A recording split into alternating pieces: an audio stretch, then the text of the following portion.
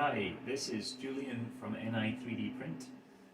Just want to give you a brief video to show you about our 3D printed hubcaps, how to insert and remove them. They are quite fragile and thin, as you will see. We strongly recommend that you apply a little bit of grease or Vaseline onto the tabs of the cap before you insert it.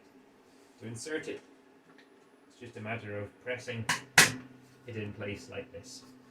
Sometimes it can be adjusted slightly sideways if needed. To remove the cap, you'll have noted that there was a small cutout. It's big enough to fit a flat-bladed screwdriver. So you need a flat-bladed screwdriver. The other tool that you need is a standard pry tool, which is used for removing trims from cars. Before you remove it, make sure you put your hand over the cap, just gently to hold it in place as you do this. Put the screwdriver in the cutout and just gently lift up the edge of the cap. Use the pry tool and gently push it in underneath.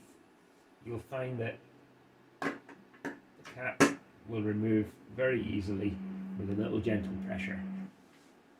And that's how to safely apply and remove these caps.